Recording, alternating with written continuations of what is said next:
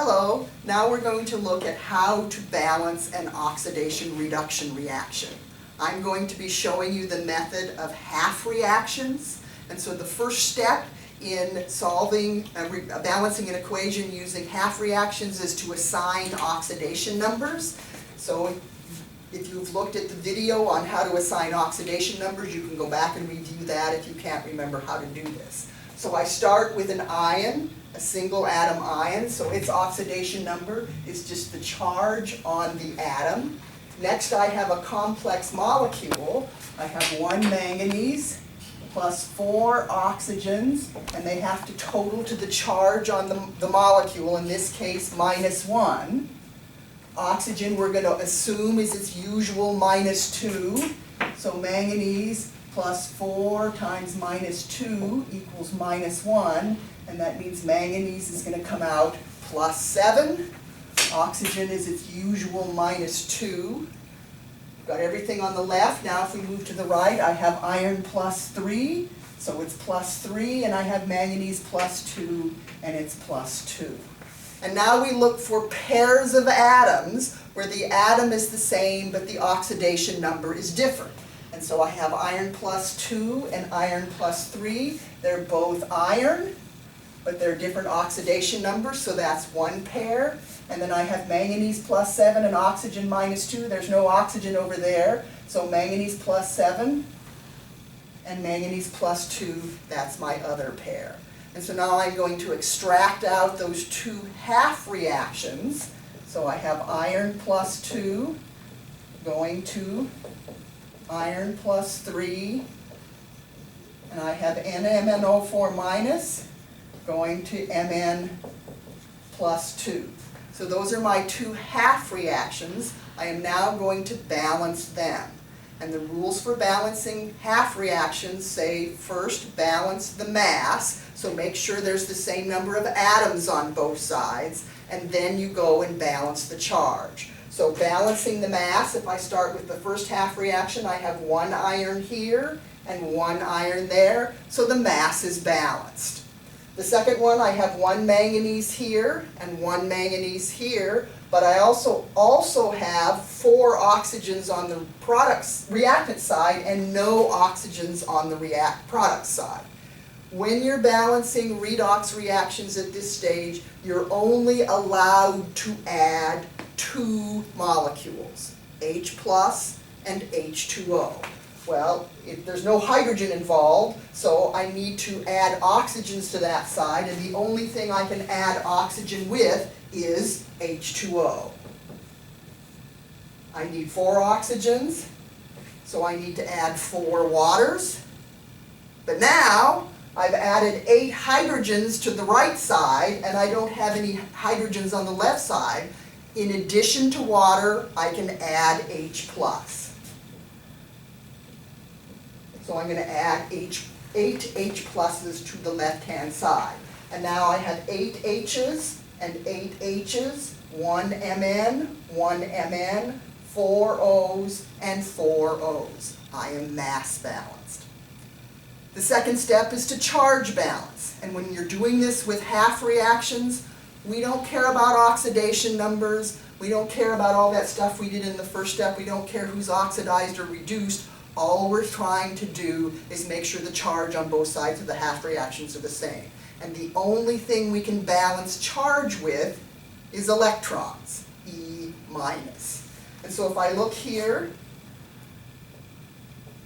I have a total charge on the left-hand side, iron +2, and there's nothing else, so it's +2. And this side, I have +3. And what I want to do is add electrons so that +2 equals +3. Electrons, of course, are -1, so I'm going to add 1 electron to the right side. +3 -1, so now I have +3 and -1, so my total charge on the right is +2, the same as it is on the left. Now we are charge balanced. I do the same thing with the second half reaction. I have 8 pluses and 1 minus on the left side, which means I have +7. And on the right side, I have 2 pluses and 0, so I have plus 2. And so now what I need to do is make plus 7 equal to plus 2 by adding electrons. Electrons are negative, so I can add 5 electrons to 7. And minus 5 plus 8 minus 1 is now plus 2, and so both sides are the same. This is a point at which you can do an internal check. Are the electrons are on the opposite sides in the two half reactions. One is oxidation, loss of electrons. One is reduction, gain of electrons, and that's what we see. When we add the two half reactions back together, we cannot have any electrons in the final balanced reaction. And right now I have 5 on one side and only 1 on the other side. So to fix this problem, what I'm going to do is I'm going to multiply one or both reactions by a common denominator. So the common denominator for 5 and 1 is 5. So I'm going to multiply the entire first reaction times 5. So now I have 5 iron plus 2s, 5 iron plus 3s, and 5 electrons. I haven't changed the reaction, I've only changed the scale.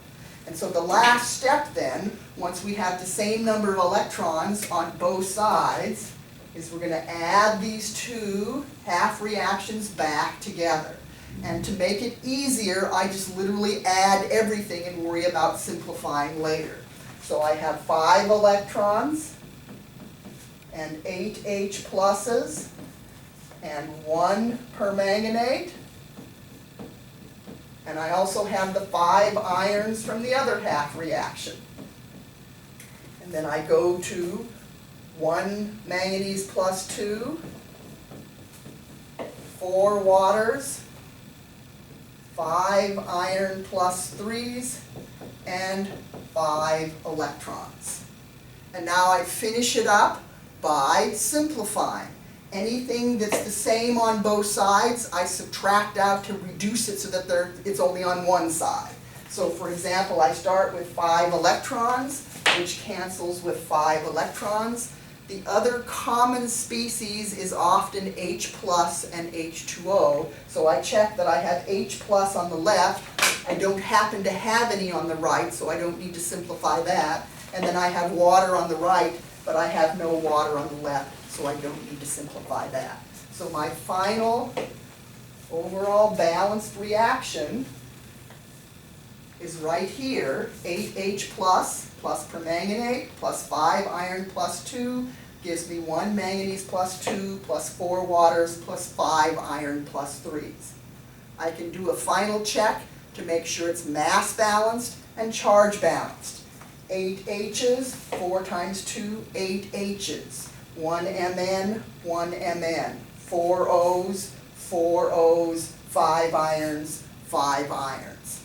I have a total charge on this side of 8 plus, minus 1 is 7 plus, plus 5 times 2 is 10, so I've got, what, 13 plus, 10 plus 5, 10 plus 5 is 15 plus. On this side I have 5 times 3 is 15 plus 2 is 17 plus. Let's see, 8 minus 1 plus 10, or 17, and I have 2 plus 15 is 17. So my charge is balanced on both sides. So that is our final checked, balanced redox equation. Thank you.